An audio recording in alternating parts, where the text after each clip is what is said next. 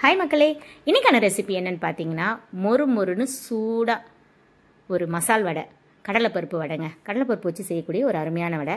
இதை நம்ம சின்ன சின்ன இட்லி கடைகள்லையும் அதுக்கப்புறமா தள்ளுவண்டி கடைகளில், டீ கடைகளில் நம்ம சாப்பிட்ருப்போம். வீட்லேயே நம்ம எப்படி ஈஸியாக செஞ்சு சூப்பராக குழந்தைங்களுக்கு கொடுத்து அசத்தலாங்க.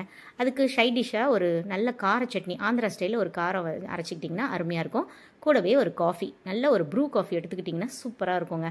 இந்த கிளைமேட்டுக்கு ஏற்ற மாதிரி சூடாக சாப்பிட்டுட்டு பிள்ளைங்களும் ஸ்கூல் விட்டு வந்து பிள்ளைங்களுக்கு ஈவினிங் ஸ்நாக்ஸாக செஞ்சு கொடுத்தீங்கன்னா அழகாக சாப்பிட்டுட்டு அவங்களும் உட்காந்து அவங்களுடைய ஹோம்ஒர்க்லாம் பண்ண ஆரம்பிச்சிடுவாங்க.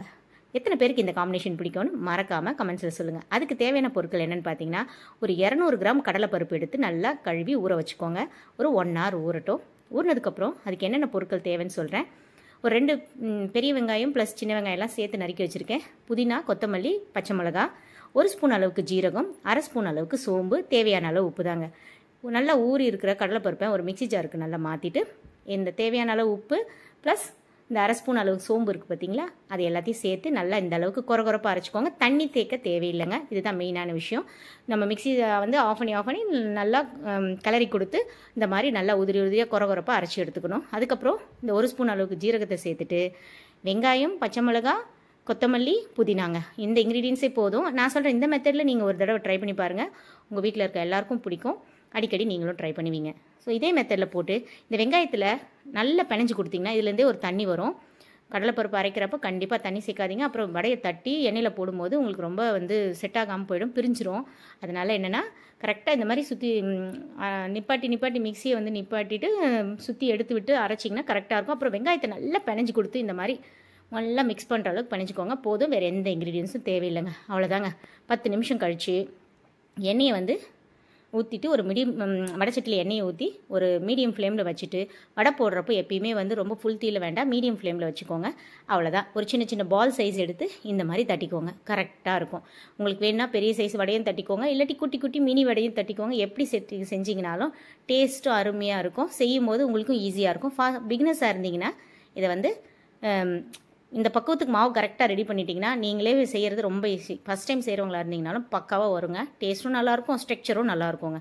அவ்வளோதான். ஃபஸ்ட்டு பிகினர்ஸ் என்ன பண்ணுறீங்கன்னா, இந்த மாதிரி வடையெல்லாம் டேரெக்டாக ஒன்றா செஞ்சு விடுவாங்க. நல்லா பழக்கப்பட்டவங்க அந்த மாதிரி இல்லாமல் ஒரு தட்டில் இந்த மாதிரி ஒரு 10 பேட்சாக ரெடி பண்ணி எடுத்து வச்சுக்கோங்க. ஒரு 10 பீஸை ஒரு பேட்சாக எடுத்து வச்சுக்கிட்டிங்கன்னா நல்லா எண்ணெய் ஹீட் ஆனதுக்கப்புறம் பொறுமையாக எடுத்து ஒன்றா அழகாக லாவகமாக விட நீட்டாக பொரிஞ்சு வந்துடும். இந்த அளவுக்கு சூடாக இருக்கும்போது விட்டுட்டு மறுபடியும் தீயை கொஞ்சம் குறைச்சிக்கிட்டிங்கன்னா உள்ளே இருக்கிற மாவும் நல்லா வெந்துட்டு மேலே இருக்கிற லேயர் நல்லா கிறிஸ்பியாகவும் உள்ளே சாஃப்டாகவும் கரெக்டாக இருக்கும்.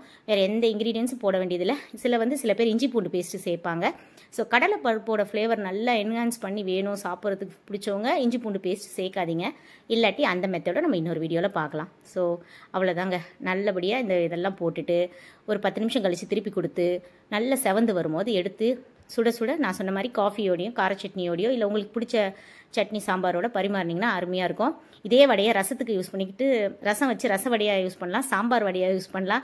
காரக்குழம்பு வச்சிங்கன்னா அதில் குழம்புல இதை போட்டு விட்டிங்கன்னா அருமையான உருண்டை குழம்பு மாதிரி வடை குழம்பு.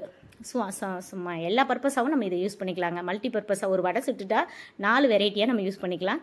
ஸோ இது மாதிரி தொடர்ந்து நல்ல வீடியோக்களை பார்க்கணுன்னா இந்த சேனல் பிடிச்சிருந்தா சப்ஸ்கிரைப் பண்ணி வச்சுக்கோங்க. இந்த வீடியோ பிடிச்சிருந்தா லைக் கொடுங்க, உங்கள் ஃப்ரெண்ட்ஸுக்கும் ஷேர் பண்ணுங்கள். இந்த மாதிரி டீட்டெயிலாக கிளியராக நீட்டான வீடியோஸ் நான் ரெகுலராக போஸ்ட் பண்ணுவேன். ஸோ என்னை ஃபாலோ பண்ணிக்கோங்க. அதுக்கப்புறம் இந்த வடை வெந்துட்டுருக்கு இல்லையா, மறுபடியும் நல்லா செவக்க ஆரம்பித்த உடனே திருப்பி விட்டுட்டு கொஞ்சம் ஒரு 10 நிமிஷம் இது வேக கொஞ்சம் டைம் எடுக்கும். உளுந்து வடை மாதிரி இது உடனே வேகாது.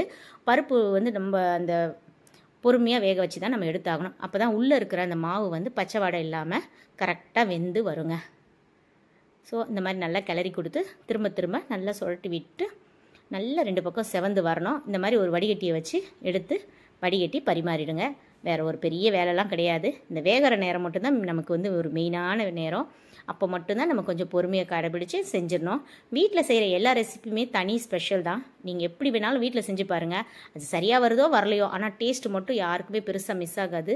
இதே பக்குவத்தில் செய்யுங்க, அவ்வளோ நல்லா வரும். ஸோ ட்ரை பண்ணி பார்த்துட்டு எப்படி இருந்துச்சுன்னு கமெண்ட்ஸில் சொல்லுங்கள். உங்களுக்கு எதாவது டவுட் இருந்தாலும் கேளுங்க, நான் உங்களுக்கு ரிப்ளை பண்ணுறேன். ஸோ இந்த ஜெயந்தி ஃபேமிலி விலாக்ஸ் என் சேனலோட பேர். பிடிச்சிருக்கவங்க சப்ஸ்கிரைப் பண்ணி உங்கள் சப்போர்ட்டை கொடுங்க. தேங்க்ஸ் ஃபார் வாட்சிங்.